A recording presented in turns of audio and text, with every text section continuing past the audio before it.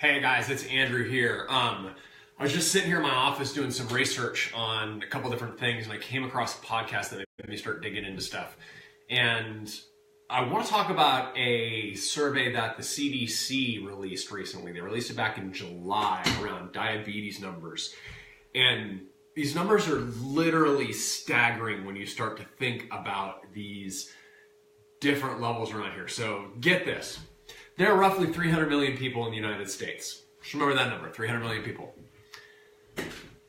As of last year, there are 30 million people in the United States that are suffering from diabetes right now. Obviously, diabetes is when you basically become insulin resistant. There are two types of diabetes. There's type 1 and then there's type 2.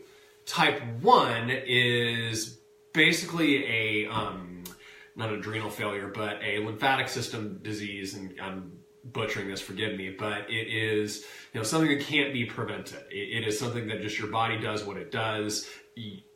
Your pancreas doesn't work like it's supposed to do. It's not creating insulin. There's something there. That represents 5% of the total cases of diabetes. So let's round up and call it 30 or 3 million of those cases. We'll say it's 10% because they say it's between 90 to, they say that type 2 diabetes is between 90 to 95% of all diabetes cases. Type 2 diabetes is what often people will call adult onset diabetes, which is totally sugarcoating the issue as to what's actually going on. So I'm gonna get on a high horse for a little bit here, guys, so forgive me. But type 2 diabetes is 100% preventable. You heard that right. It's 100% preventable. Because what's happened is you've had way type 2 diabetes forms is you end up taking so much sugar in, you end up getting overweight, you don't exercise, that your body eventually can't process it, and literally that portion of your body is so stressed out that it actually shuts down and you become insulin resistant at that point. So of those 30 million, 27 million of them at least are type 2. That's the little number, by the way, guys. That's the littlest number we're going to deal with. Now let's take a new category that's in place now, which is known as pre-diabetes. These are people who have elevated blood sugar levels caused by overeating and being overweight and over sugar intake and a lack of exercise. That if that were to continue, they would actually end up developing diabetes. Now you might ask, okay, well, how long does that take? According to the CDC, on average, it takes someone 5 years to go from pre-diabetic to diabetic. There are 84 million Americans with pre-diabetes today. 84 million. That means between those that are pre-diabetic at 84 million and diabetic at 30 million, there's 114 million people in the United States today that are either diabetic or pre-diabetic, well over a third of the population. That is staggering to me. Staggering to me that we're at that level. And I didn't truly appreciate that until I saw this particular study. Now, here's another interesting statistic they put out there. Of those 84 million that are pre-diabetic, 90% of them don't know. Think about that. 90% of the people who are pre-diabetic today have not been diagnosed as such by a doctor. They have not actually gone in and had a nurse tell them they need to watch their sugar levels. They are walking around and not having any idea that they are actually pre-diabetic today, because this is something that we drastically undereducate on. It's something that for whatever reason we want to walk around with kid gloves and not call it for what it is, because we call it adult onset diabetes as opposed to you ate yourself into a disease diabetes. And again, especially if you're, and again, forgive me if you are hearing this and you have type 2 diabetes. I do feel for you. And I'm so tired of our society not being willing to talk about things like this, because of the sugar lobby and all that low fat stuff you're doing. Guess what they replace the fat with? Sugar. So it's such a insidious chemical that is in our society today. It causes inflammation, other things, just it's killing me. But it blew me away when I heard these numbers. And I heard him take it to another level, and this one just completely melted my mind. Oh, I can't even go into this other room, but I am. So, 100 million plus pre-diabetics or type 2 diabetics in the United States today. The average cost on an annual basis to treat type 2 diabetes is $14,000. So you can imagine that over the course of the next 5 years, when those pre-diabetics become diabetics, assuming they don't do something to change, that's the beautiful part about all this.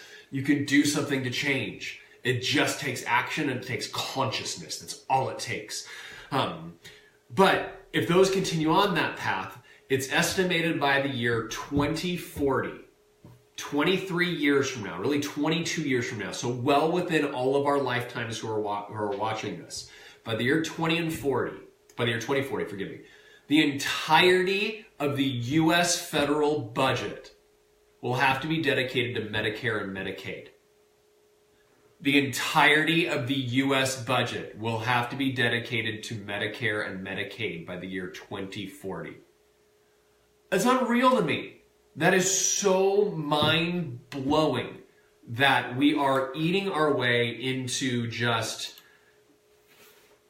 not only a healthcare crisis, which we're already there, but also an economic crisis. You know, we talk about all these wanting to cut fundings on these different programs, what we do for even military spending, all these things. If we don't change something as a country, by the year 2040, our entire budget will be dedicated to Medicare and Medicaid. It's unbelievable. Here's the last one I'll leave with you that just even blew my mind even further.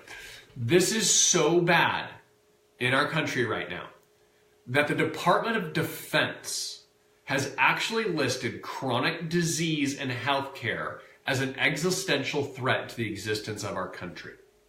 It is becoming so bad that the Department of Defense has put it on the level, essentially, of a nuclear strike.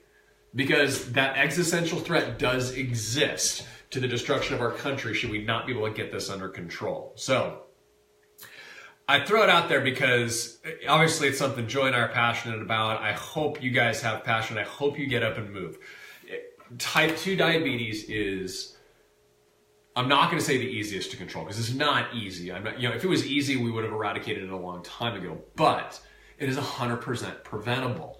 The fact that we can choose to eat a little less sugar, move a little bit more, get our bodies active, ingest the right things at that point is something that we can actually do. Now, we've got a major uphill fight. You know, when you look at the top 6 foods as far as calorie count that are consumed by Americans. So what I mean by that is these are the top 6 foods that account for our caloric intake on an ongoing basis. In order, pizza, number 1. Bread, number 2. 3 is grain-based desserts, cakes, pies, etc. 4, alcohol. 5, sugar-sweetened beverages. And 6 is chicken, primarily in the form of fried chicken, oftentimes in strips and or nuggets. Those are the American top 6 foods as far as caloric intake all the time. There's no surprise that we're battling type 2 diabetes worse than any other country around the globe, but it is amazing to me that's on there. So I hope that, knowledge is power. I don't hope that. Knowledge is power.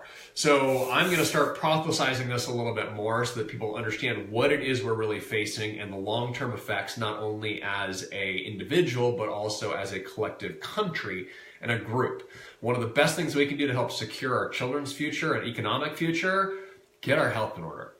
Because this is a fully preventable disease that we have, got to be able to get ahead of. So anyways, I found it really interesting. I hope that you find some of these numbers interesting as well. I hope it motivates you to do something today. Otherwise, have a fantastic weekend.